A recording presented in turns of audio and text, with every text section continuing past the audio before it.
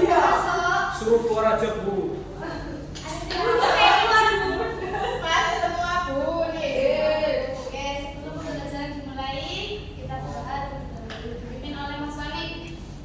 Sebelum mengawali pelajaran pada siang hari ini, maka kita membaca doa mulai.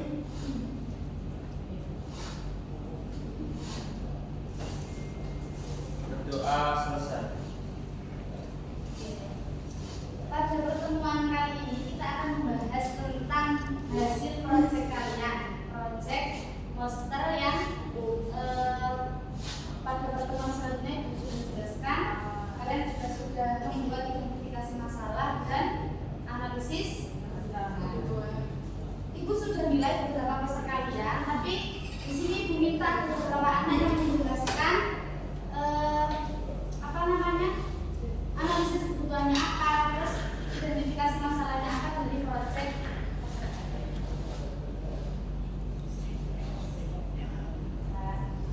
Oke, ini posternya siapa yang harus punya poster ini? Saya Bu. Ya, Bapak yang juga. Saya dua Bu. Saya kira-kira. Enggak, ayo.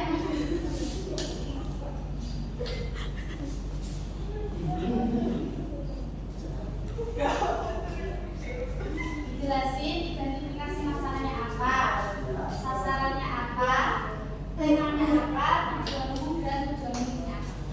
Oke, jadi Assalamualaikum warahmatullahi wabarakatuh.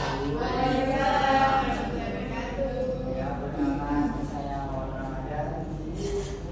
Saya akan menjelaskan hasil produk saya itu poster. Nah, di sini poster saya berjudul ini, berbanyak literasi berdasarkan generasi. Nah, identifikasi masalah itu kurangnya keterangan dan motivasi literasi pada peserta didik, terutama di kelas 3 SD. Oke, nanti itu ada tujuan umum yang dari poster ini. Pertama itu meningkatkan kesadaran para siswa tentang meningkatkanlah literasi. Nah, jadi tujuan programnya itu yaitu yang pertama memberikan motivasi para siswa untuk menjadikan literasi ini secara lingkungan. Nah, jadi yang kedua itu menciptakan lingkungan yang kondusif bagi peserta didik untuk memperbanyak literasi. Ketiga itu memberikan informasi tentang edukasi atau manfaat literasi bagi peserta didik. Kamu analisis kebutuhannya di sekolah atau lewat apa? Analisisnya di sekolah. Sekolah mana? Ini di sekolah dasar kelas 3 ke daerah Wiyu. Oke, sudah dengar tujuannya. Terus coba ditanya, kemarin kan kita sudah membahas unsur dan prinsip. Coba sebutkan unsur apa aja yang masuk di sini dan prinsip apa saja yang kamu terapkan di bahasa ini. Oke, untuk unsurnya itu yang pertama itu ada warna Bu. Yang kedua itu ada elemen. Ya, nah yang itu ada blue. Terima kasih anak dan ulang Sekian presentasi dari saya. Mohon maaf. Assalamualaikum warahmatullahi wabarakatuh. Oke, kita eksekusi poster selanjutnya. Nah, ini yang merasa punya poster ini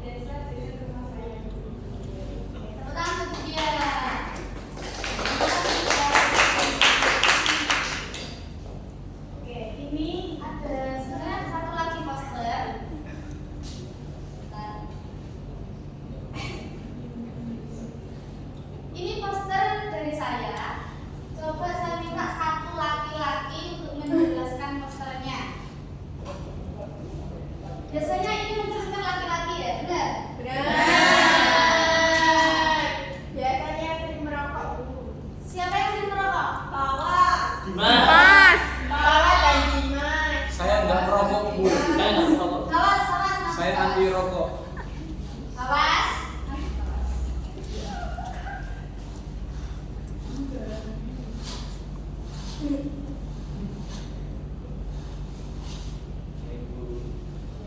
dijelaskan unsur, terus sama prinsip. Terus ini ada yang berbeda. Kenapa ini tipografi yang saya pilih itu Ibu, sehingga saya kalau dari poster ini itu di kalangan laki-laki ataupun anak-anak dewasa itu dilarang merokok dikarenakan bisa membahayakan orang lain, kesehatan, dan juga krisis uang. Terus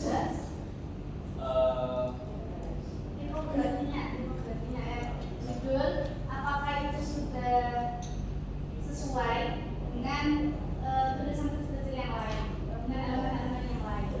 kalau menurut saya karena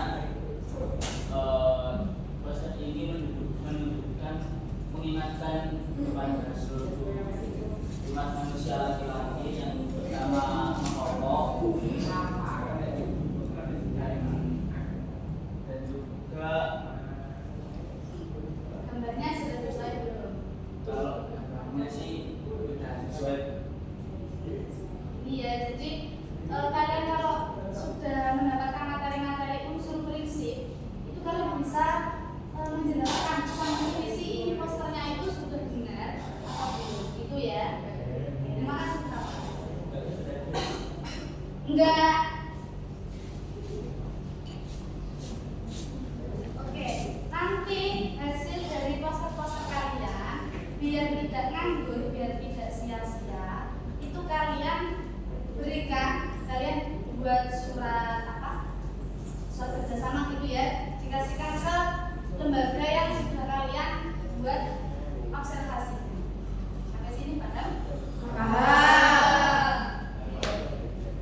Ada yang ditanyakan?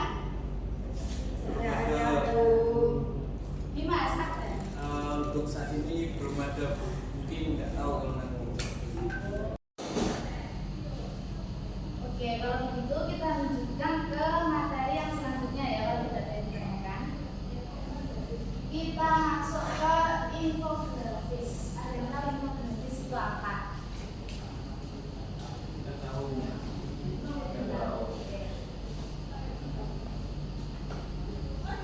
Nah, infografis itu bentuk visual yang menyampaikan informasi secara lengkap dengan mengintegrasikan beberapa unsur dan prinsip.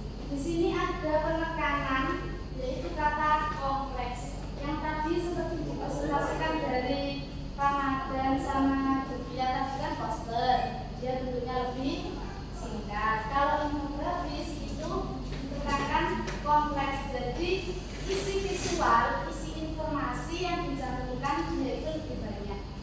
Paham ya? Oke, terus ada mengintegrasikan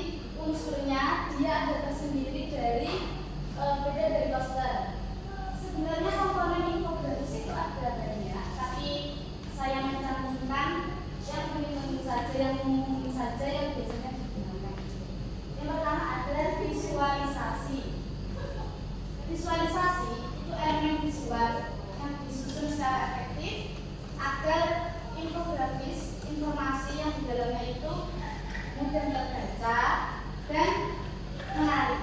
Ini sama dengan prinsip di poster, penataannya bagaimana, terus kemudian pemilihan tipografinya bagaimana, itu nanti diatur dalam visualisasi.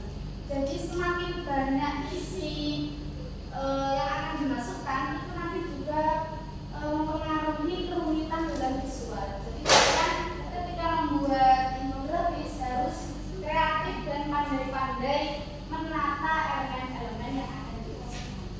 Sampai sini paham? Oke, lanjut ke nomor 2, analisis informasi. Analisis informasi yaitu mengacu pada proses memilah dan menyederhanakan informasi mentah menjadi poin-poin. Jadi analisis informasi ini dia ada korelasi dengan identifikasi masalah. Misal kalian mau buat infografis tentang kotornya air sungai di daerah Nganjuk, misal ya, ada yang rumahnya Nganjuk.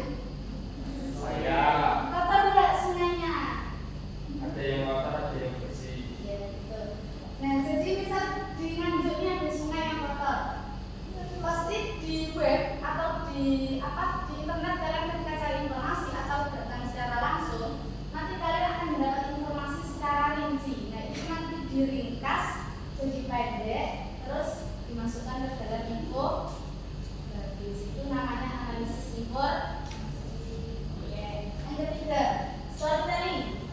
Storytelling adalah menyampaikan informasi melalui sebuah narasi atau cerita. Jadi bukan hanya sekedar misalnya kalian mendapat informasi tadi sungai kotor, kan berupa menahan aja. Nanti kalian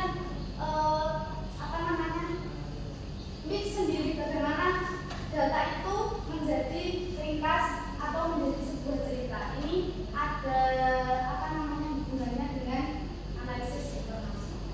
Paham ya anak-anak? Oke, lanjut ke macam-macam infografis. Yang pertama ada infografis statis. Infografis statis merupakan elemen atau visual dari gambar infografisnya itu tidak bergerak. Jadi kayak banner, terus banner. Biasanya infografis statis itu dia berbentuk cetak. Terus ada kata statis. Kalian kalau dengar kata statis, apa yang ada di pikiran kalian? Statistik, Data. lagi lingkungan, ya benar. Jadi kalau infografis jenis statis ini dia di dalamnya ada kayak diagramnya gitu ya, yang ngatur atau yang menjelaskan bagaimana tingkat seperti sungai tadi, tingkat kotoran di sungai Nganjuk dengan daerah sini gitu. Misal Sony. Oke, yang kedua ada infografis animasi. Dia biasanya berbentuk 2 dimensi atau 3 dimensi. Ini gambarnya elemen-elemennya dia bisa bergerak atau tidak.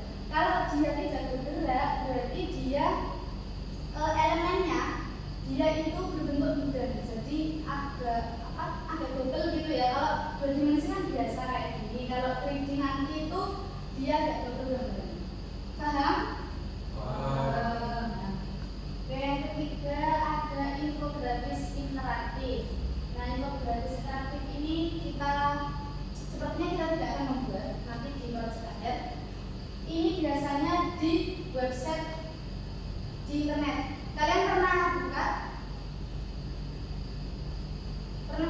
infografis website? Ya, nanti saya lihat. Nah, infografis interaktif ini dia itu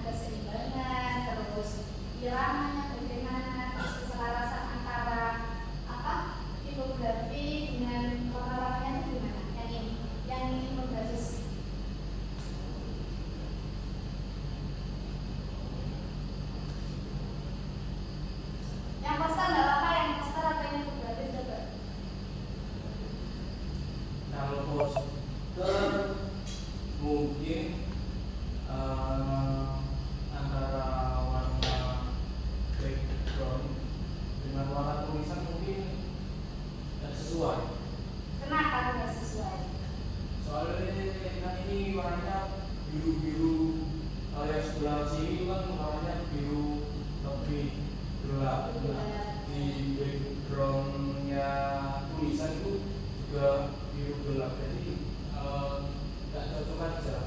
Kan mungkin dari sini agak kelihatan, kalau dari belakang mungkin lebih nggak kelihatan. Coba kalau Sonic yang infografis gimana? Kesannya terlalu global. Terlalu banyak ya? Iya, terlalu global. Terus terlalu rapi. Terus Terus ya itu penataannya nggak apa ya, terlalu dipaksakan. Jadi terlalu banyak isi informasi Iya. yang dimasukkan. ya terlalu banyak informasi, harusnya lebih singkat lagi. Itu kan kayak